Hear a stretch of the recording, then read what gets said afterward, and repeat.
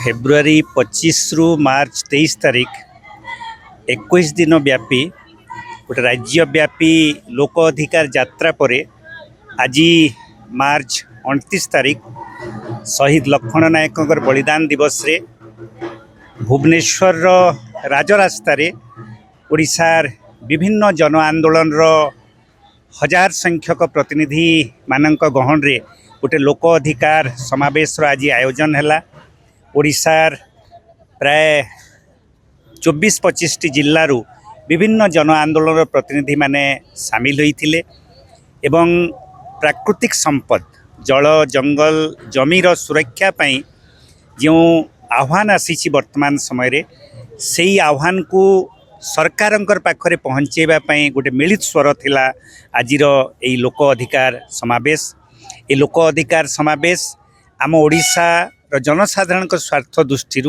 ओडिशार भविष्य दृष्टि गोटे ऐतिहासिक कार्यक्रम एइथिपाई जे ओडिशा को जो खनिज संपद रे प्राचुर्य थिबा गोटे गरीब राज्य बोली कहा जाए से राज्यर भविष्य को नहीं गोटे बहुत मौलिक प्रश्न उत्थापन करुछि आजिर जनसमावेश। से मौलिक प्रश्नटी होछि जे ओडिशा सरकार निजे एई वर्ष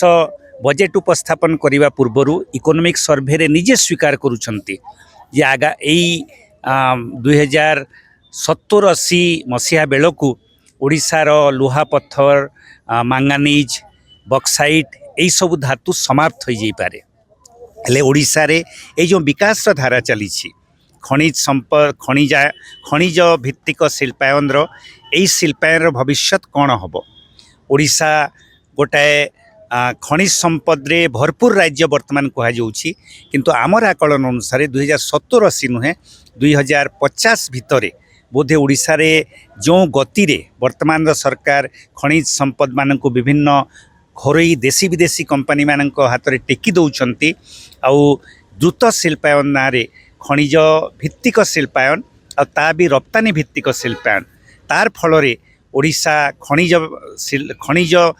संपद रे गोटे प्रकार निस्व राज्य हो जाइथिबो 2050 बेलू तापरे ओडिशार विकास केमिति हेबो। एक मौलिक प्रश्न को उत्थापन करुछि लोक अधिकार अभियान एवं वर्तमान जो विकास धारा चली से विकास धारा को प्रश्न करी आजिर लोक अधिकार समावेश रे आमे 17टी दाबी उपस्थापन करिछु जो खनिज भित्तिक शिल्पायन सीमा को ग्रहण करी वर्तमान जो सरकार सही शासक दल नुहे ता संगे संगे विरोधी दल माने भी ओडिशार बुद्धिजीवी माने भी ओडिशार भविष्य को नहीं चिंता करुवा लोक माने भी या ऊपर वितर्क करंतु एवं सही वितर्क को आगे नेबा पई ओडिशा रे गोटे व्यापक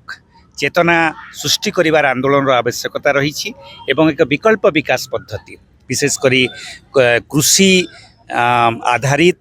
जंगल द्रव्य आधारित गोटे विकल्प विकास पद्धति माध्यम रे ओडिशा रे किमिति गोटे चिरस्थायी सस्टेनेबल विकास धारा सृष्टि हेबो। एई विकास एई लोक अधिकार समावेश माध्यम रे एई चेतना सृष्टि करिवा पई सारा ओडिशार विभिन्न जिल्लार जन आंदोलन प्रतिनिधि माने समवेत होइथिलु एवं समस्ते गोटे स्वर रे ओडिशा सरकार को आह्वान करा जाइछि जे वर्तमान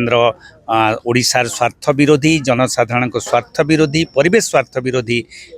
विकास पद्धति को परिहार करी गोटे जनवादी विकास पद्धति को सरकार अपनातु एवं ता उपरे आम राज्यर बुद्धिजीवी